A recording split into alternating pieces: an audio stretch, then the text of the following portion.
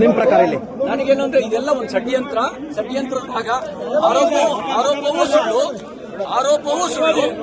ಈ ರೀತಿ ಕೊಲೆ ಬೆದರಿಕೆ ಹಾಕಿ ಇಡೀ ವಿಷಯವನ್ನು ವಿಷಯಾಂತರ ಮಾಡಬೇಕು ಅಂತ ಸಂಚರಿಸಿದ್ದಾರೆ. ದರ್ಶನ ಮಾಡಿಸಿದ್ದಾರೆ.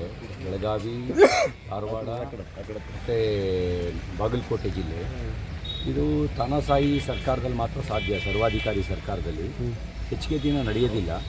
ಎಲ್ಲದಕ್ಕೂ ಲೆಕ್ಕ ಆಗೇ ಆಗುತ್ತೆ. ಆರೋಗ್ಯ ತಪಾಸಣೆ ಆಗಿದೆ ಸರ್? ಇಲ್ಲ, ಯಾವ ಕಾರಣಕ್ಕೆ ಕಷ್ಟವಿತ್ತು ಅನ್ನೋದನ್ನು ಹೇಳಿಲ್ಲ. FIR ಕೊಟ್ಟಿಲ್ಲ. ಮತ್ತು ಜನಪ್ರತಿನಿಧಿನ ಆ ರೀತಿ ನಡೆಸ್ಕೊಂಡಿಲ್ಲ. ನಿನ್ನೆ ಸದನದಲ್ಲಿ ಭಾರತದ ಸಂವಿಧಾನ ಶಿಲ್ಪಿ ಡಾಕ್ಟರ್ ಬಾಬಾ ಸಾಹೇಬ್ ಅಂಬೇಡ್ಕರ್ ಅವರ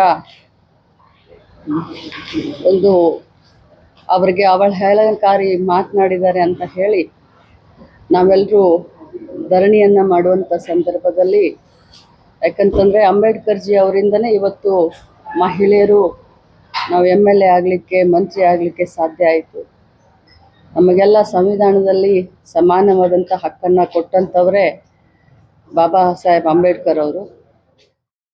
ಎಲ್ಲರೂ ಧರಣಿ ಮಾಡಿ ಮುಗಿಸಿ ನಾವೆಲ್ಲ ಕೂತ್ಕೊಂಡಿದ್ವಿ. ಸಭೆ ಕೂಡ 10 ನಿಮಿಷ ಮಾನ್ಯ ಸಭಾಪತಿಗಳು ಅಡ್ಜನ್ ಅಂತ ಹೇಳಿ ಅವರು ಒಳಗೆ ತಮ್ಮ ಸಭಾಪತಿ ಕಚೇರಿಗೆ ಹೋದ ತಕ್ಷಣ ನಾನು ನನ್ನ ಸೀಟಿನ ಮೇಲೆ ಸುಮ್ಮನೆ ಕೂತ್ಕೊಂಡಿದ್ದೆ. ಆದರೆ CT ರವಿ ಅವರು ನಮ್ಮ ನಾಯಕರಾದಂಥ ರಾಹುಲ್ ಗಾಂಧಿ ಅವರಿಗೆ ಡ್ರಗ್ ಅಡಿಕ್ಟು ಅಂತ ಹೇಳಿ 3-4 ಬಾರಿ ಅಂದರು. ನಾನು ಮತ್ತೇನು ಸುಮ್ಮನೆ ಕೂತ್ಕೊಂಡೆ ತಾಳ್ಮೆಯಿಂದ. ಮತ್ತೆ ನನ್ನನ್ನು ನೋಡಿಕೊಂಡು ಡ್ರಗ್ ಅಡಿಕ್ಟ್ ರಾಹುಲ್ ಗಾಂಧಿ ಅಂತಂದರು. ಡ್ರಗ್ ಅಡಿಕ್ಟ್ ರಾಹುಲ್ ಗಾಂಧಿ ಯಾಕೆ ಅಂತೀರಾ? ಹಾಗಾದರೆ ತಾವು ಕೂಡ ಆಕ್ಸಿಡೆಂಟ್ ಮಾಡಿದಿರಲ್ಲ, ಹಾಗಾದರೆ ತಾವು ಕೂಡ ಕೊಲೆಗಾರರಾಗ್ತಿರಲ್ಲ ಅಂತ ಅಂದೆ. ನಾನು ಹಾಗೆ ಅಂದ ತಕ್ಷಣವೇ ತಿರುಗಿ ತಾವೆಲ್ಲರೂ ಕೇಳಿದ್ದೀರಾ, ನನಗೆ ಆ ಪದವನ್ನು ಬಳಸಲಿಕ್ಕೆ ತುಂಬ ಅಸಹ್ಯ ಆಗುತ್ತೆ. ನಾಗರಿಕ ಸಮಾಜದಲ್ಲಿ, ರಾಜಕಾರಣದಲ್ಲಿ ಭಾಳಷ್ಟು ಧೈರ್ಯ ಮಾಡಿ, ಭಾಳಷ್ಟು ಕಷ್ಟದಿಂದ ಒಬ್ಬ ಸಾಮಾನ್ಯ ಕಾರ್ಯಕರ್ತೆಯಾಗಿ ಇಲ್ಲಿವರೆಗೆ ಒಬ್ಬ ರಾಜ್ಯದ ಎಲ್ಲ ಮಹಿಳೆಯರನ್ನ ಪ್ರತಿನಿಧಿಸ್ತಾ ಇದ್ದೀನಿ.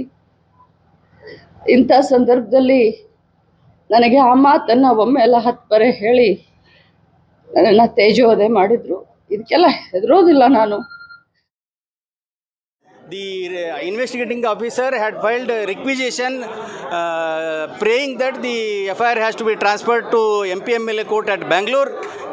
Taking into note of the same, the Honorable JMFC Belgaum has passed the order directing the investigating officer to produce the accused before the jurisdictional magistrate at MP/MLA court Bangalore and directed to forward the FIR to the jurisdictional magistrate at Bangalore.